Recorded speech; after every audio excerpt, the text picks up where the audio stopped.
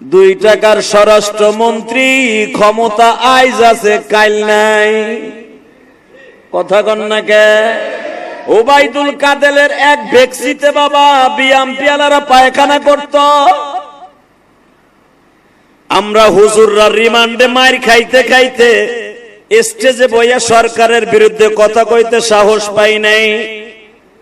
স্টেজে ওঠার আগে আওয়ামী লীগের পাত্তি নেতা ভুডার ঘরে ভুডা, যেটা হাইগা ঠিক মতো পানিও খরচ করে না, ওর নেতায় ডাক দিলে পানি খরচ করা থুইয়া দৌড় মারতো। কথা কন না কেন? শেখ হাসিনার ছবি, তার বাপের ছবি উপরে দিয়া ফেস্টুনি তালাইয়া প্রত্যেকটা রাস্তার মোড়ে মোড়ে লাগাইতো। দেন তো বাংলাদেশে একটাও আসেনি। এই তো ছাতার ক্ষমতা। এমনকি শেখ হাসিনার গণভবনে তাও একটা ছবি নেই, কথা কন না কেন? যে এই দেশ স্বাধীন করছে বঙ্গবন্ধু, যে যার ডাকে লক্ষ লক্ষ মানুষ মুক্তিযুদ্ধে নাইমে গেছে, আজকে তার মূর্তি, তার ভাষ্য, তার ভাস্কর্য গলায় রশি বাইন্দা টাইনে টাইনে ভাঙ্গে ভাঙ্গে এমনকি মাথার উপর উঠে মুইতে দিচ্ছে। কথা কন না কেন? ক্ষমতা কার? এর দ্বারাও যদি আপনার ইমান ঠিক না হয়, চান্দু চাচা আর হইব না। আমলিকের সব চান্দুগুলারে বলবো, সবগুলা সময় আছে, এখনো 1 বছরের চিল্লায় যাও।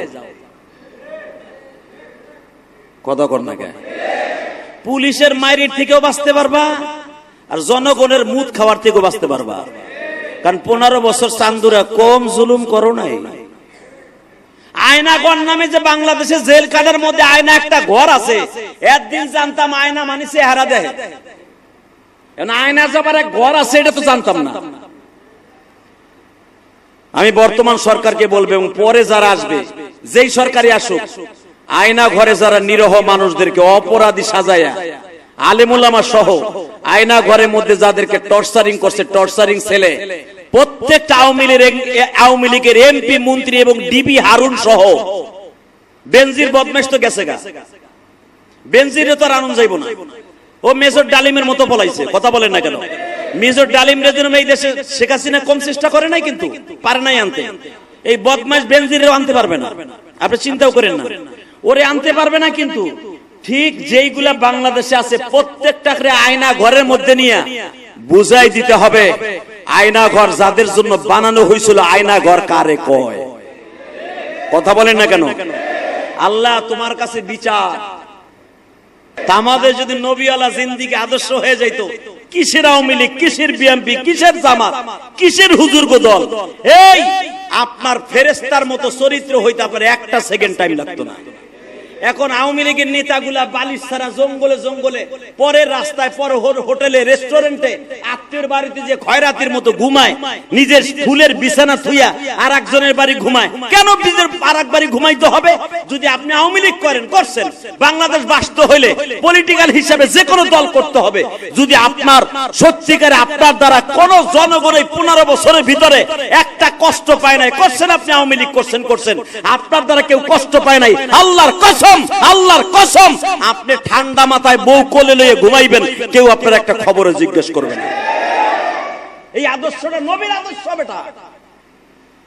আর তোমার অন্তরে যদি ফিরাউনের আদর্শ থাইকা থাকে, আবু জেহেলের আদর্শ থাইকা থাকে, তুমি বাসায় ঘুমাইতে পারবা না, জঙ্গলে ঘুমাইতে পারবা না। ওই জঙ্গলে তার টাইনে বাইর করব।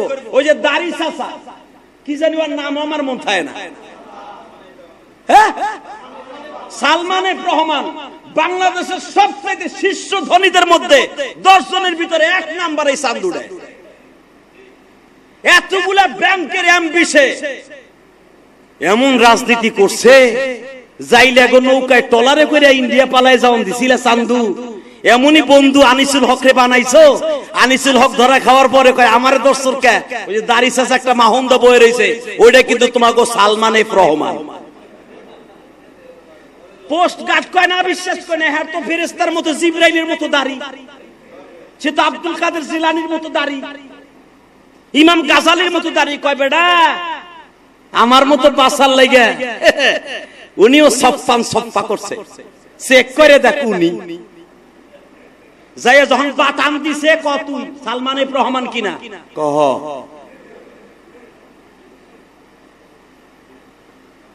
মনে রাখো আল্লাহ ছাড় দেয়, বলেন বলেন বলেন বলেন বলেন, ছাড় দেয়, ছাড় দেয়। দেখবেন আপনাকে গ্রামে যারা রাজনীতি করছে 17 বছর, আওয়ামী লীগ করে ঠিকই, পৈতৃক সূত্র হিসেবে বাপ করছে, দাদাই করছে, বঙ্গবন্ধুর লগে মুক্তিযুদ্ধ করছে, তারা আওয়ামী লীগ করে ঠিকই, কিন্তু মানুষের ক্ষতি করে নাই। এরা ঠিকই বউলুয়ে খাটে ঘুমাইতেছে। সে যে দলই হোক তারা ঠিক মতো ঘুমাইবো। আর যেই হারামি গুলা জুলুম করছো, তুমি জঙ্গল না, তোমার কোনো জায়গায় মঙ্গল নাই। জঙ্গলে যাইবা, শিয়ালে তোমার দাবুর দিব, খাটাসে তোমার দাবুর দিব, খাটাসেও কইব তুই আমার অনেক জ্বালাইছো, আমারে মুরগি খাইতে দেস নাই। কথা কর না কেন? কোন জায়গায় তোমার শান্তি নাই। বাঘেও তোমার দাবুর দেবে, বান্দরে দাবুর দিব। অতএব নবীর আদর্শ, নবীর রাজনীতি যদি আপনার আমার অন্তরে থাকে, আপনি যে দল করেন না কেন, দল একটা করতে হবে। আমি ইলিয়াস রহমান জিহাদি কসম করে বলতে পারি, আমি কোনো দল করি না। আমি যদিও গোপালগঞ্জে জন্ম নিয়েছি, আমি কোনো দল করি না। আমি জানি নবীর আদর্শের দল বাংলাদেশে একটাও নাই, সব পকেট পূজারি। হ্যাঁ, তবে একটা দল আমি করি, হিজবুল্লাহ। যারাই আল্লাহ এবং আল্লাহ রসুলের জন্য মাঠে নামবে, আমি তাদের সাথে আছি। হেফাজতে ইসলাম মাঠে নামছিল, আমি তাদের সাথে ছিলাম। যেই দলই মাঠে নামবে আল্লাহ এবং আল্লাহ রসুলের পক্ষে, আওয়ামী লীগ হোক, বিএনপি হোক, হেফাজত হোক, চরমোনাই হোক, জামাত ইসলাম হোক, যে আল্লাহর পক্ষে কথা বলবে, নবীর পক্ষে কথা বলবে, আমি তার পক্ষে আছি। আমার জীবন উৎসর্গ করতে রাজি আছি ইনশাআল্লাহ তাআলা। ইজ্জতের সাথে থাকবো, কেউ অসম্মানী করতে সাহস পাবে না। শুধু আপনাদের খেদমত আরজ করব, আপনাকে কেউ অসম্মানী করতে পারবে না। তবে ছাত্র সমাজকে আমি ধন্যবাদ জানাই, যারা বাংলাদেশের ন্যায্য অধিকার আবার ফিরাই দিয়েছে, ভোটের অধিকারকে ফিরাই দিয়েছে। যা বিএনপি হাজারবার জন্ম নিলেও পারত না আওয়ামী লীগ সরকারে হটাইতে, যারা ছাত্র সমাজ ফিরেছে।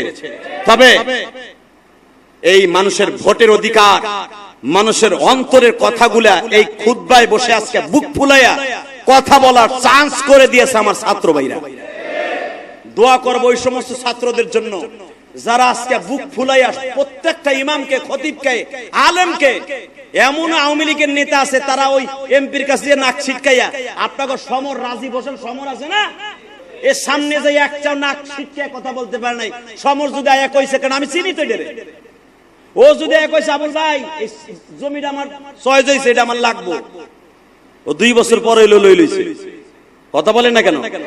মনে রাখবেন, মনে রাখবেন একটা কথা, আমার এলাকায় যত এমপি মন্ত্রী আছে গোপালগঞ্জ, কত এমপি বলছে এই জায়গাটা আমার লাগবে, নিয়ে নিছে। আপনি কানলেও কাজ হয় নাই, কিন্তু মনে রাখতে হবে আল্লাহ রাব্বুল আলামিন সব কিছুর করনেওয়ালা।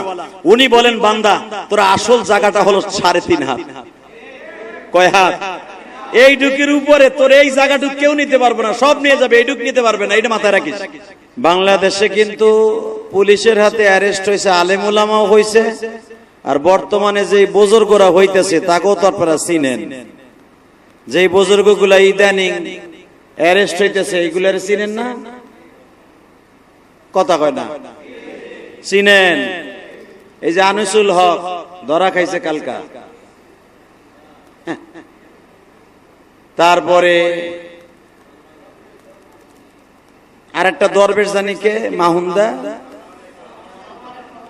সালমান এফ রহমান। আহা, গত সপ্তাহের আগের সপ্তাহ তারে দেখলে মনে হইতো বড় এক জুব্বা গায়ে দিলে মনে হইতো তার মতো বুজুর্গ আল্লাহর জমিনে বাংলাদেশে নাই। কথা কর না কে? সে সবচেয়ে বড় তাবলীগওয়ালা। ওরে বাবা! আরে এখন তারে এক জায়গায় বসা করাইলে, মোদি আর সে যদি এক জায়গায় দাঁড়ায়, মোদিরে মুসলমান কইবার, হ্যারে সারাল কইব। কথা কর না কেন? আসলে সবকিছু করার মালিককে ভুলে যাবেন না, তাকে। ওনারে বলার কোন সিস্টেম নাই। শেখ হাসিনা গদি ছাড়ার 3 দিন আগেও জানতো না যে আমার এইভাবে পতন হইব। কথা আসতে কইলে আপনিও শেখ হাসিনার মতো পতন হইব আপনার। আমি যদিও গোপালগঞ্জের ছেলে, কিছু বলার নাই, ভাষা নাই। আল্লাহ তুমি সবকিছু করনেওয়ালা। যদি কোনো মানুষের ঈমান দুর্বল থাকে তাহলে তার সবল হয়ে যাবে আওয়ামী লীগের পতনের দৃশ্য দেখে। কথা কন না কেন? দেশটা এমন করে সুন্দর করে সাজাইছে সাবেক মাননীয় প্রধানমন্ত্রী। বাংলাদেশের ইতিহাসে কিন্তু এইভাবে কেউ সাজায় নাই। আর তার এইভাবে পালাই যাইতে হবে সে কোনোদিন স্বপ্নও দেখেনি। তাহলে করে কে? জোরে কন, আরো জোরে। করে কে? ইজ্জত দেয় কে? নেয় কে? আর্মির ফাঁসায় বাড়ি খাইয়া লাল বানায় কে? গোপালগঞ্জের মানুষের প্যান খুইলা বাইরেই আর্মিরা। এই 15 বছরে কোন আর্মি সাহসও পায় নাই। এর অধিকাংশ গোপালগঞ্জ মকসিদপুরে আমার এলাকায় পোলাপনের প্যান খুলে দেখতে গেলে পুরা এই দাড়ির মতো লাল। কথা বলেন না কেন? আরে আমার দেশের বদনাম আমি বলতেছি, আপনার সমস্যা কি? বাংলাদেশে 5 জন ভাইরাল বক্তার ভিতরে আমি একজন, এটা আপনাদের জানা আছে। আর বাংলাদেশে যদি কাউরে না কেতায়, কেউরে না ভয় করে কথা বলে, সে ব্যক্তিও আমি। আপনাদের খেদমতে একটা আরজ করি, যদি কারো ঈমান দুর্বল থাকে তাহলে শেখ হাসিনার পতন দেখা সবল বানায় ফেলার। আল্লাহ যে আছে এটা ভুলে গেলে চলবে না। কথা বলেন না কেন? আরো জোরে বলেন।